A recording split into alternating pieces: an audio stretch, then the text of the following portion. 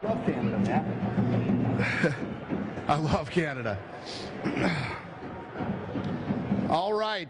The attendance was 18,303. The gate was 3.9 million. The bonuses were $75,000. Submission of the century, Frank Mir. Knockout of the night was the Korean Zombie. And fight of the night was Machida and Jones. Everybody gets $75,000.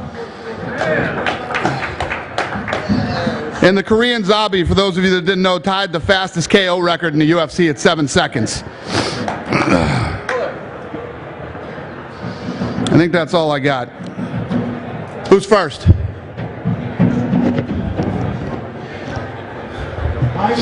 Good job. John, at what point did you feel that you had Lyoto hurt in the second round? Was it when you cut him open with the elbow, or was it after that? You know, at no point I felt like I had Lyoto hurt, really. But one thing that did happen is, you know, I've never fought anyone like Lyoto. He's an amazing person, and first I'd like to say he has my utmost respect, so hats off to Lyoto. But I've never fought anyone like him, so the first round was very, very confusing for me. Going into this, well, in the second round, once I cut him with the elbow from the top position, that's when my confidence really started to skyrocket, and I realized that, you know, on the ground I would have a pretty safe avenue of success there, and the blood, just seeing his blood, just really let me know that, all right, he bleeds. Let's do this. Hey, question for Frank over here, straight in front of you, in the corner. Hey, man. How do you assess your performance tonight, and where does this stack you in the heavyweight division? Well, right now, I don't know how many of the heavyweights have 3 wins in a row against some, notable opponents with names. As far as tonight, I think I came out feeling a little too much, trying to look for what Nogueira was going to do and see what his game plan was, being too reactionary.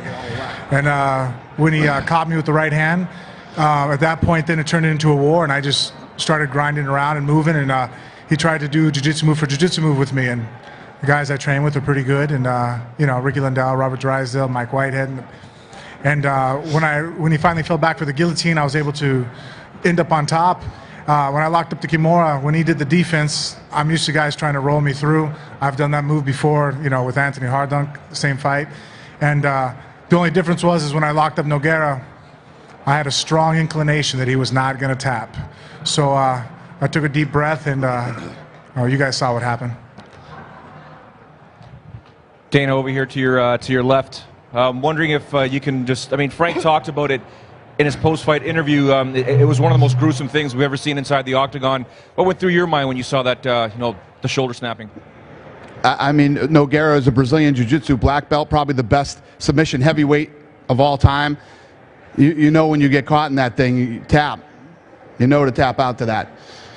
Yeah, it's what happens if you don't. John Gold Jones has arguably had one of the best years, perhaps, ever for a mixed martial artist. Came in as a prospect. He's taken out 3 champions. Can you talk about the youngster's ascension? Yeah, I'm done with the whole, if he gets through this next one like he has all the other ones. He's the real deal, man. He went in there tonight against a highly motivated, in great shape Lyoto Machida. Lyoto Machida came to fight tonight, and he looked phenomenal. John Jones is the real deal. He's had an incredible schedule this year, fighting all the best in the world. And actually, this is the first time that the belt has been defended since Chuck Liddell. So, big night for Bones Jones, and the kickoff to what I think is going to be an amazing career. Dana, back here. Do you have it? It's right here. Oh, it doesn't really matter. Do you have any word as to how severe Nogueira's injury was? We don't know yet. I don't know how he is. It was either the shoulder or the elbow. Looked like the shoulder to me, but I'm not a doctor. I don't know. But it's definitely not good. It's broken or... And, not to take anything away from tonight, but since it does relate to the Mir Nogueira fight, there appear to be some whispers that Overeem is out of 141. Is that true or false? Where does this shit come from? Some members of the media have been reporting this, and people talking about it. I also heard Lyoto was sick. False, right? Yeah. Okay. As far as I know, I mean, unless you guys heard, yeah, we usually find out immediately. Oh, thank you. Okay. When people are really hurt, I find out before you guys do. Yeah. Okay. Hey, Dana, with the exception of Brian, everybody on the dais didn't go the distance. It was a very definitive night for matches. Is this one of the more, I don't want to use the word violent, but one of the more definitive nights where fighters do finish the fights in the UFC history? There were a lot of fights tonight that didn't go the distance. Well, we've been on this roll, man, for like 13 fights that have just been amazing, including the last finale of The Ultimate Fighter. And it's funny because every time we get done with one of these shows like San Jose and all the ones before it, I can't even remember. It's to so many fights in the last 2 months. But, how do we top this one? How do we top that one? And we've been doing it for 10 years. And I say this all the time. Leading up into these fights, man, we put on all the bells and whistles and do everything. But these guys deliver every time they go in there. It has been an amazing year of fights in the UFC this year. We've had, probably one of the weirdest years ever with the amount of people that have fallen out to injury and things like that, but we've been very lucky that we've been able to make great fights, and these fighters have delivered this year and deserve everything that they've received. It's been an incredible year for the UFC and for mixed martial arts, and I thank them. I thank all the guys because they really do always deliver.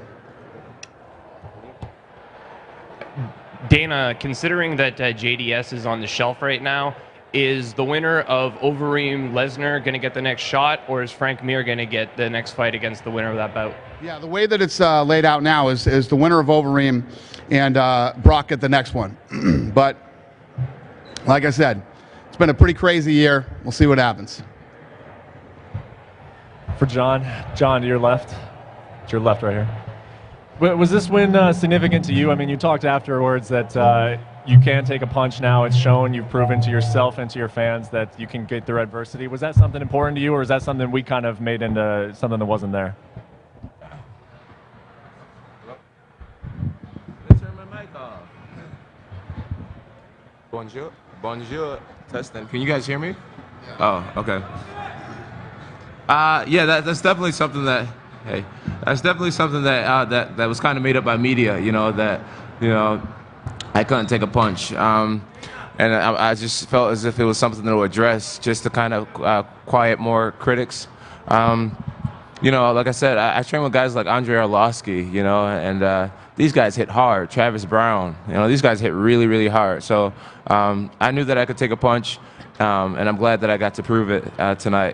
That's what Greg Jackson said to me backstage. He said, you really proved that you can keep your composure through adversity. Getting punched at practice and getting punched in the octagon is completely different. And he said, you handled it like a champ, and that's what he was most proud of, that I kept my composure and I didn't panic or anything. So, yeah, so it was great. This question is for Minotauro, aquí a tu derecha. I know it's been a really bittersweet night for you. Your brother had that tough loss, and you finally put an end to your losing streak. Can you talk a little bit about the emotions, about your victory, and then your brother's loss?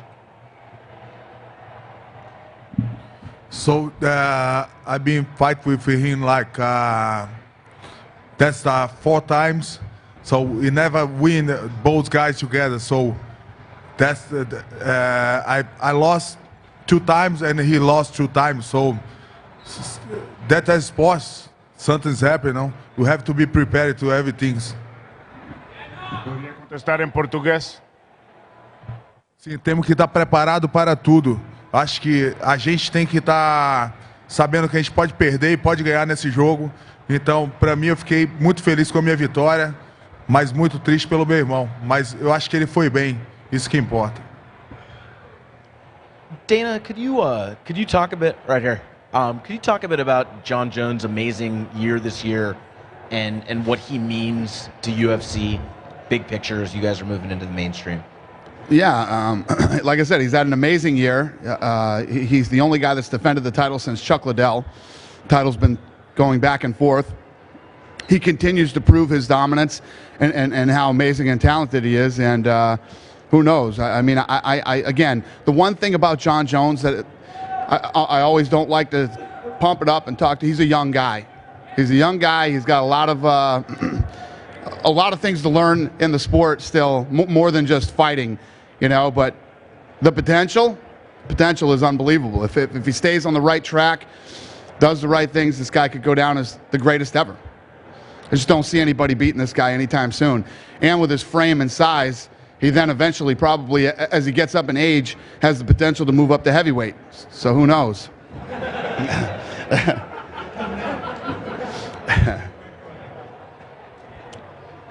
Frank, have you ever injured a guy like that before? And what was the sensation when you whatever you did to his arm? I don't know. What do you think you did? I think it dislocated at the elbow, or maybe a fracture at the low humerus. It's funny. Today's me and my wife's 8th anniversary, right? That's why the whole tattoo on the arm thing was a present to her. And she gets mad at me for finishing fights. The last 2 fights she's very unhappy with because, you know, she likes kickboxing, but she's not a fan of it as I am. She's all, can't you just go back to like how the old way was? And I think that was pretty reminiscent of the old ways, you know, Tim Sylvia and stuff. It's not the first time that I've caused a fracture in the octagon and in practice. As far as how it feels, I don't know. I'll probably get in trouble if I describe it too much. They might think I'm disturbed.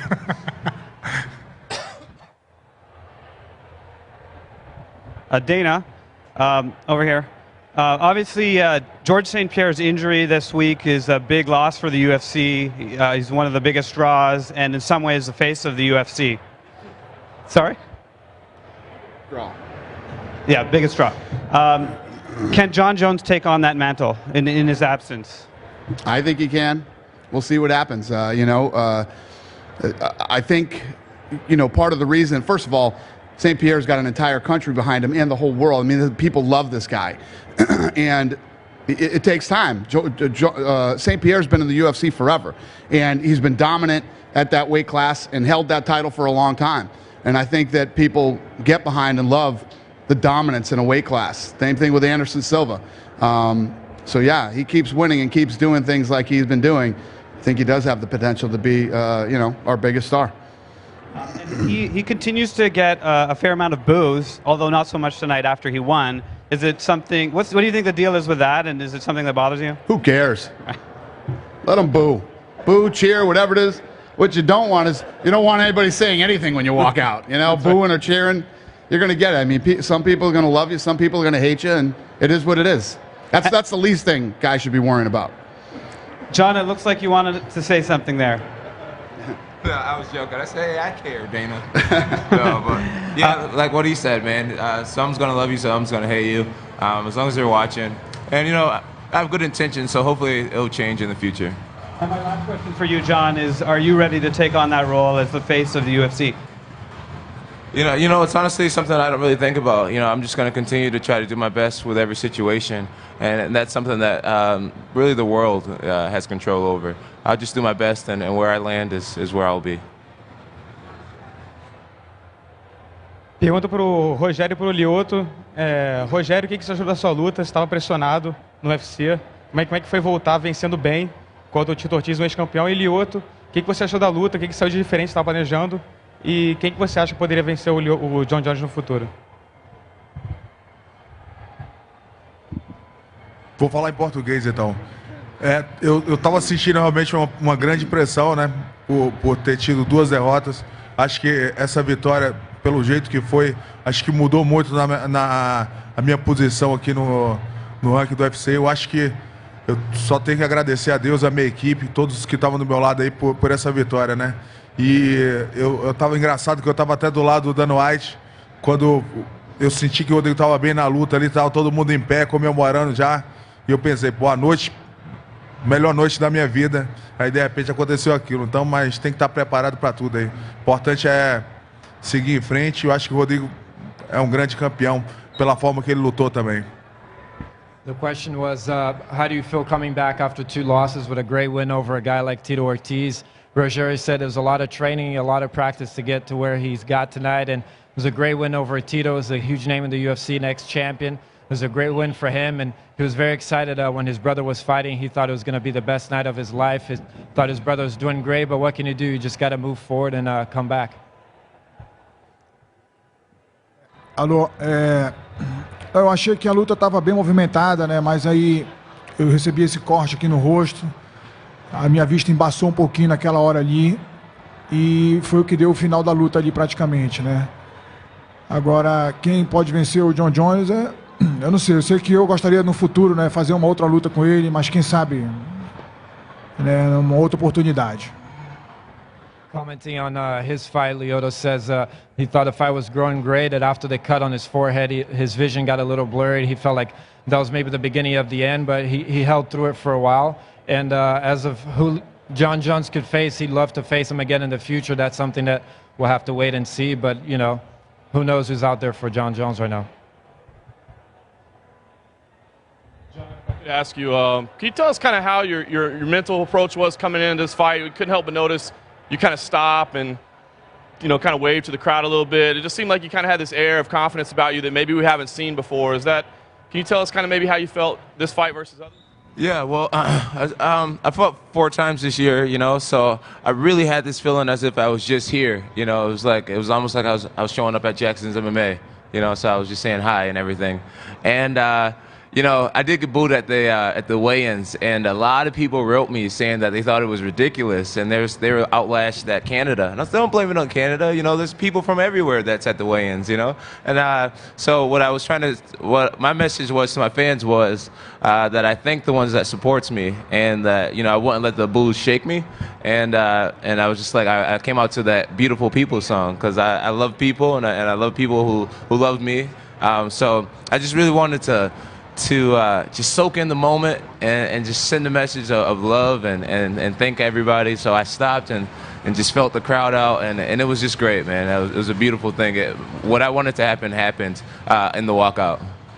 And how about during the first round? I mean, a lot of people are saying that's the first time you've really been tested, and there were moments that looked like maybe you were a little frustrated, a little confused. What was going through your head as that first round was unfolding? Well, the truth is that I've never fought in a southpaw ever before. And preparing for the fight, I focused more on my pad work and my wrestling and my jiu-jitsu more than finding the proper sparring partners to emulate Lyoto. No one on my team fights anything near Lyoto's abilities. So, you know, me, Greg, and Coach Winklejohn, we were talking before the fight, and we just kept saying to each other, I just got this feeling that I'll never be the same after this fight. I feel as if I'm going to grow from this fight. You know, it's just going to be a different fight for me. You know, the battles I had to go through mentally to train my butt off again for a third world title in 1 year. The battles I had to go through mentally to beat a southpaw, to beat a tricky southpaw who knows himself and who's disciplined and a hard worker. I just went through a lot this training camp, and Greg and I, we just had it official that this will make me grow, and you know, and I did grow. I took a big hit. I fought a southpaw, and I finished out this year. So it's been a great year, and I'm not sure if I'm even answering your question right now, but. Thanks, John. Cool. If I could ask one for Frank, please. Frank, obviously, it was a difficult fight for you early on. You got wobbled a little bit. I'm curious if you could tell us kind of what you remember about that sequence, you know, how hurt you were. And it seemed like you made maybe a tactical error by stopping punching you and trying to grapple. Do you feel like that was the turning point there? Well, I don't think it was really a tactical error on his part. If he would have kept striking me, then I could have easily gotten away. When a person's on their hands and knees, you know, and they take a shot, you have to change the game. If you sit there and try to throw punches, there's not enough pressure to keep me in that position that I could evade and get away. I would have done the same exact thing in his position. That's just you know, when you get two guys that are highly skilled, and I mean, I don't think anybody could take away Nogueira's abilities on the ground. And so we played a chess match. You know, he sat back for the guillotine, tried to switch over. I rolled over the top. He switched it over to, I think, an anaconda or a Darce choke. I was able to get my elbow, and it cut across to the belly. And then when I did that, I leaped over for the Kimura, and I back-stepped over the top of the head. And then he tried to roll, and did you get all that? Yeah. Nice walkthrough. I mean, were you clear thinking the entire time, or, you know, were you fighting on instinct at any point during that process? Well, the shot that came didn't really affect me as far as cognitively. I saw him. It just it wobbled me. I really kind of thought that Nogueira is not used to fighting at a high pace. He's very much of he builds and builds. So a lot of times when you get a person who's out of their cadence and that's not their normal rhythm, it'll tire them. And so when he first came out and I seen how aggressive he was, I felt that was emotion, and emotions can drain you. So I was like, all right, I'll sit here and relax and bide my time. And I didn't feel that there was any way he could submit me or knock me out, so that I'll just wait and then I'll steal the round at the end and then come on. And then when he's fatigued, then he'll be, you know, shooting fish in the barrel for the second and third round, and I'll be able to finish him off. But obviously, you know, 4-ounce gloves, shot on the temple. What happened, and I stumbled back and wobbled. That's why I was still able to take a shot on him when he came in. I closed the distance. If I had kept on backing up, I'd have probably eaten 2 or 3 more shots, and I don't know what would have happened then. But I was able to get it on a leg, and you know, and that's what I think kept him from punching me more. Had he kept on punching, then I just would have got the takedown right then and there, and ended up on top instead of the reversals that we had. You know, 9 out of 10 times he probably guillotine and chokes out most of the guys in that position, just not me. Thanks, Frank. One final question. Dana, obviously Tito was saying he'd like to have one more fight. He'd like to wrap up his career in May. I know you don't like to matchmake right after the cards, but can you comment at least on the possibility of have you guys considered it at all yet? I don't know. I got to talk to Tito. We'll see. We'll see. Initial impressions? I honestly don't know. Honestly, you know, I'm always looking out for guys' health. It's not like Tito got viciously knocked out tonight. He got hurt to the body. You know, we'll see what happens. He's in the hospital right now with something. They're x-raying him. He could have a fractured or broken rib. Those things take a long time to recover from. So we'll see. We'll see we'll see. I have a question here for Korean Zombie. Knocked out one of our Canadian heroes tonight and showed great class by, you know, apologizing to the crowd after. Didn't have to do that. It's great to have you here. My question is that the biggest knockout of your career? And how was it fighting, being somebody who had the crowd against you? 지금 호미닉을 녹화했는데 근데 지금 이 홈타운 약간 히로라고 할 수 있는데 이번 노크아웃은 본인의 커리어의 가장 큰 노크아웃이라고 생각해. 그리고 지금 토론토에서 하니까 좀 그 감정이 어떤가? 뭐라고요? 토론토에서 시합을 하니까 그 감정이 어떤가? 일단 제 인생에 있어서 가장 큰 그런 시합이었고요. 일단 제가 졌어야 하는 시합인데 좀 캐나다인들한테 미안합니다. Definitely, it was the biggest knockout of my career, and I think it was the fight that I was supposed to lose, and so I kind of actually feel bad that I won here in Canada. Feel bad to the Canadian fans.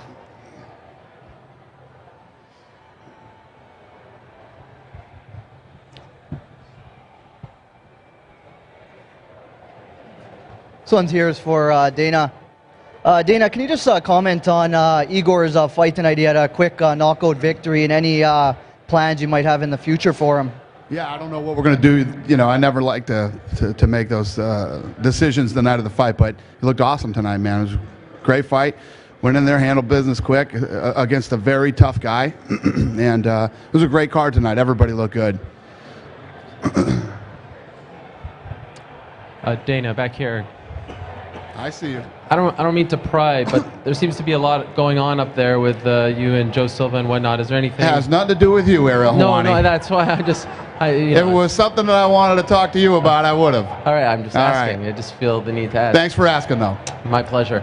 Just wanted to ask John a question. You said you wanted to take some time off after this fight. When could we conceivably see you back again? When would you like to fight again? I would like to take up to 4 months off, maybe even 5, and you know, fighting. Come on, Dana, give me a break. Give me a break, please.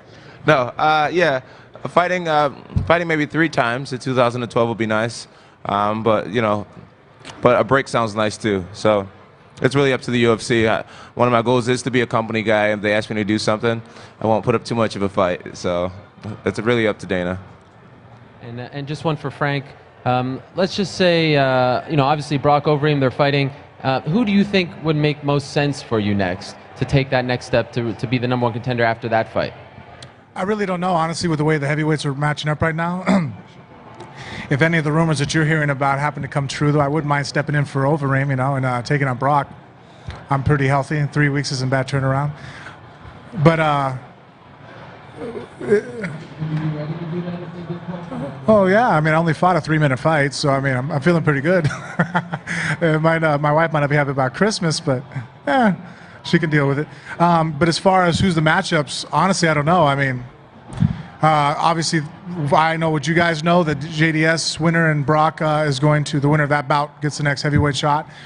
I don't want to wait around for that fight to take place and then them fight for the title. So whoever's out there, I mean, depending on how Kane's feeling, you know, obviously that would be a phenomenal fight, somebody who was a force to reckon with. And honestly, I still think he is. I think he just got caught in his last fight. And you know what? We've seen that tonight. That can happen. It's just that I recovered and, you know, he didn't. JDS jumped on him. So whoever else is out there, I mean, right now, I mean, the heavyweight division just changes from week to week according to, you know, who's injured, who has a spectacular fight. I mean, if Brock goes out there and lays on Overeem for 3 rounds, maybe I get the title shot and he doesn't. I don't know. First question, John. Everyone else has talked about your 2011, right over here. Everyone else has talked about your 2011. Just taking a look at this, I mean, I think it's the single greatest year in MMA history. How do you feel just now after the fight? 4 wins this year, 3 title fights, 2 title defenses. I mean, how crazy has this year been for you? You know, it's been crazy. But the thing I think about the most is you know, it really wasn't about like winning the fights. It was about setting a goal and doing it. You know, so that was really cool for me. So when I get home tomorrow afternoon, I'm gonna sit in my own bed because I haven't really been in my own house at all this year. I'm gonna sit in my own bed and just think about you know, the greatness of the mind, and if you really apply yourself to things and truly believe in yourself and believe in the goal that you set, it can happen. And so that's the biggest thing. It really wasn't about who I beat or anything like that. It was about just the improvement of the quality of my life and how I set a goal and I stuck to it. You said even a couple years ago your goal was to be the best in the world. When you hear your name mentioned in the list with Anderson Silva, George St. Pierre, I mean, how does that feel just in literally, what, 4 years you've been doing this to have your name mentioned in the breath of those guys? Well, it's a blessing, man. It's a blessing. And, you know, you know, I just feel as if I'm meant to do this with all my heart and soul. I really do. I feel as if there's really nothing else on this planet right now that I was meant to do. And once you have such a strong conviction, you know, who knows what can happen. So I do believe that I can be one of the best on the planet, and I think it's my destiny to one day be one of the best who's ever lived. And you know, my wrestling coach has been telling me ever since high school. He said, "John, you're the best in the world," and I want you to believe that. He's been telling me that in the wrestling days, and now he tells me that now. And he doesn't even train me anymore, but when he says things like that, it just reminds me that could be true, and that maybe it is true. And so I'm going to keep working towards making it true. And you said you have a vacation. Please tell me you're taking actually time off this time. Yeah, I am going to take time off. You know, my parents did a great job of raising me and my brothers, and I think I think it's time for them to start to enjoy the fruits of their labor. And I'd be honored to show them something they've never seen before on some type of magical vacation. Dana, back here. Dana. Yeah, I hear you. Back here. I hear you, yeah. You say you're on a roll right now, and although you didn't have a lot of time to think about it, what were your impressions of that first fight? You know, 7 seconds, Hominick goes down. Were you disappointed that that fight didn't have, you know, the potential, or that didn't go as far as what you thought it might? And can you ever hold it against a fighter for making a mistake like that? So, you know, Mark's feeling down right now, but you know, does he dust himself off and get back up, or do you guys kind of say, you know what, you blew it? No, there's no way. I mean, listen, this is fighting. Anything can happen. Had the biggest show on Fox ever. That thing lasted, you know, there was 60 minutes of yapping and 60 seconds of fighting. I mean, you know, it is what it is. You can't control how the fights are going to turn out. And Hominick went in there and was going after him and got caught. It's fighting. It's what happens. You never hold that against the guy. It is what it is. Korean Zombie now, I mean, you know, he won the fight, knockout of the night. He's got to be moving up the pecking order in the featherweight division. No doubt about it. The Zombie has become very popular, man. He's very exciting to watch. Yeah, and I was talking to Joe right after he fought. I said, you know, we got to turn this kid around quick. We got to pull a John Jones on this kid, turn him around quick and get him back in there again. Last one, is the featherweight division an underrated division? You know, there are so many great fighters at different weight classes, but perhaps the featherweight division, its time is coming? I don't think it's underrated. I just don't think that the mainstream knows about it yet. You know, the lightweight fighters have been putting on awesome fights for years. And the more people get introduced to them, how do you not love them? I mean, they're exciting every fight they put on. And you actually gave me an awesome segue here. I want to announce tonight the introduction of the 125-pound division into the UFC. It's going to be March 3rd, and the first fights on that card will be Ian McCall versus Demetrius Johnson. Ian McCall is the #1 125-pounder in the world. And then Benavidez versus Yuri Atani from Japan, obviously. So there you go. March 3rd, the 125 pounds. What did I do wrong, Joe? It's tournament, yeah. Okay. They get that, though. Calm down. Joe jumped up to yell at me. They know what I meant. What do you need me to clarify? Yeah. Those guys will fight. The winner of those fights will then fight for the 125-pound title. What's wrong with you, man? My question is for John Jones in the back here. Congratulations on your win. Can you tell us what your meditation time was like in Toronto, where you went, and what happened? I think it's called like Balls Falls or Falls Balls. I don't know. What is it? What was it called? Does anybody know? Balls Falls? Okay, I went to Balls Falls, and it was beautiful. It was really beautiful, but it was so cold out there. I could only meditate for about, I don't know, maybe 15 minutes because I didn't want to get sick. And I'm standing next to this waterfall, like on the side of like the stream, and it was just so cold. It was way colder by the water. So I got a good 12 minutes in, but the job was done. We felt really refreshed, and our spirits were lifted on the ride back to the hotel. So mission complete. Thank you. Thank you. Yeah. Dana, right over here. Hey. I think it's a fight a lot of UFC fans would be dying to watch. And there's also a question for John. John Bones Jones versus Anderson the Spider Silva. Is that something we could possibly see in the next year or 2 years? John, would you be interested?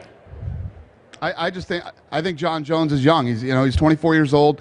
He's just getting out there and fighting all the best in the light heavyweight division. It's just not. I don't see that fight happening anytime soon. What people got to realize too, Anderson Silva's 37 years old. 37 years old. Okay, they're in two different weight classes. Okay, so my question to Machida. Will be in Portuguese, Machida, ok? Machida, você estava preparado para a luta e estava bem na luta, inclusive, mas esse corte atrapalhou por certo. Quais são os seus planos agora para o futuro?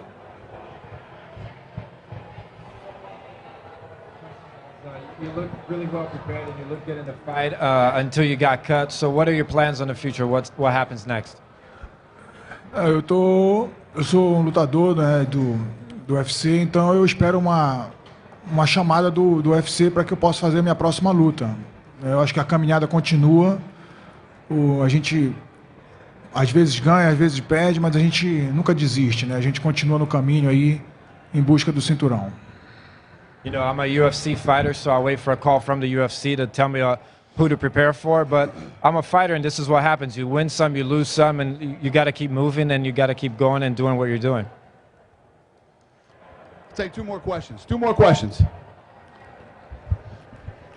For Brian, please. Brian, obviously you looked a little bit disappointed after the fight. Ended up getting the win.